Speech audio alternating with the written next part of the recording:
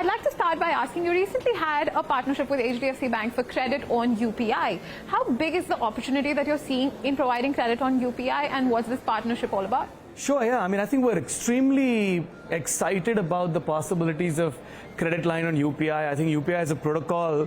Today, if you look at debit transactions, UPI sort of does about 8 to 9 times the volume of transactions compared to debit cards on the debit side of the house, which is where funding sources for the savings accounts. We very strongly believe that with launch of credit line on UPI over the next 5 to 7 years, total transactional credit on UPI is going to be a significant multiple of general overall credit card transactions today. And that's because UPI makes it easier for people to discover access to credit. Because of PSP apps and proliferation of PSP apps, there's almost sort of a natural marketplace where at point of sale, contextually individuals can apply for, obtain and use credit right away, which has never been possible before.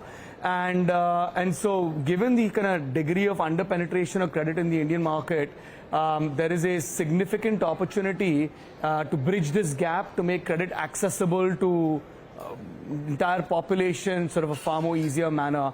I'll let Ramki comment a little bit on the HDFC deal and his thoughts on the same also. Yeah, we believe, as Bhavin was saying, like we believe that credit on UPI by 2030 is going to be a $1 trillion opportunity. But this is also at a time when things are getting very aggressive in the market when it comes to unsecured loans.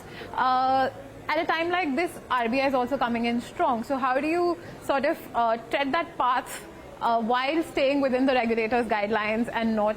No, that's an extremely pertinent question right now. I think the way I just look at it is that it's extremely important for economy to grow, and credit is the fuel for that. But at the same time, one need to understand how to grow the credit, right? While it is important to grow, how to do it is as important as what to do, right? So what we have seen is a euphoria. Everybody realized the opportunity, but there is a euphoria of actually lending that we have seen. Yeah. And that's not exactly in the interest of economy. It might actually encourage poor credit habit, which is unaffordable for a nation like us, right? If we are just actually going to have a defaulting economy, a defaulting population routinely, it would become like Brazil, where credit costs become 70% of the actual principal.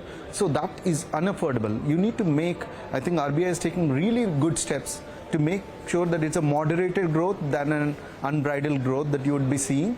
It is something that actually meets the needs of the economy than actually prematurely boosts the economy to something that we can't actually support, right? So I think this is a careful calculation, careful growth that RBI is navigating. As far as I see my fintech peers, all of them are able to realize that, okay, hey, this is always a measured growth that we need to take for credit.